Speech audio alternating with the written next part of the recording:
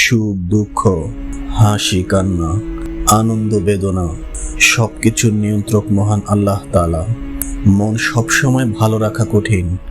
নানান কারণে মন খারাপ হতে পারে। মন খারাপ হলে ভেঙে পড়বেন না।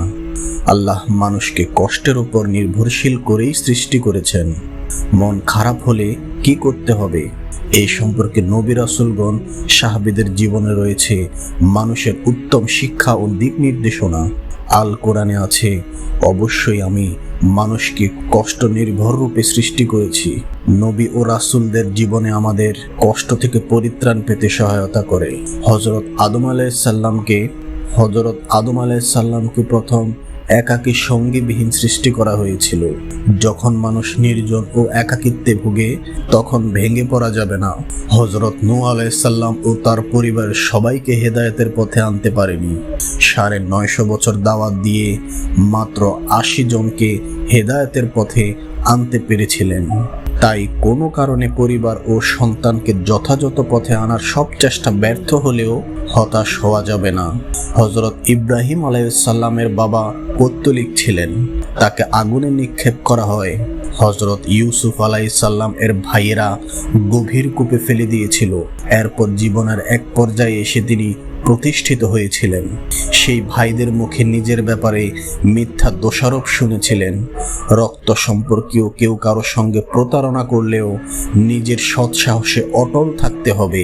হযরত নূহ আলাইহিস সালাম আটকে ছিলেন মাছের পেটে। সেখান থেকে উদ্ধার পাওয়ার উপায় ছিল না। আল্লাহর রহমতে পেয়েছিলেন। চরম বিপদে আল্লাহর উপর ভরসা ছাড়া যাবে না। আল্লাহর নবী হযরত আইয়ুব আলাইহিস সালাম দুরারোগ্য ব্যাধিতে আক্রান্ত ছিলেন। আল্লাহ তাকে নিজেই সুস্থ করেছেন।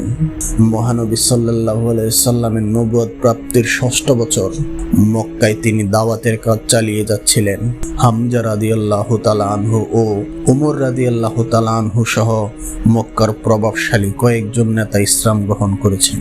মহানবী সাল্লাল্লাহু আলাইহি সাল্লাম প্রকাশ্যে ইসলামের দাওয়াত দিয়ে যাচ্ছেন।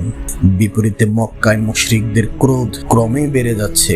ইসলাম গ্রহণকারী সাহাবীদের উপর অকথ্য নির্যাতন চালানোর পাশাপাশি মহানবী সাল্লাল্লাহু আলাইহি সাল্লামকে থামানোর সর্বাত্মক চেষ্টা করে যাচ্ছিল।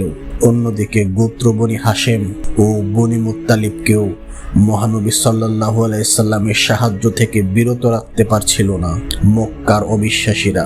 ফলে তারা এই দুই গোত্র সহ মুহাম্মদুর রাসূলুল্লাহ সাল্লাল্লাহু আলাইহি সাল্লামকে বয়কট করার ফন্দি আটে।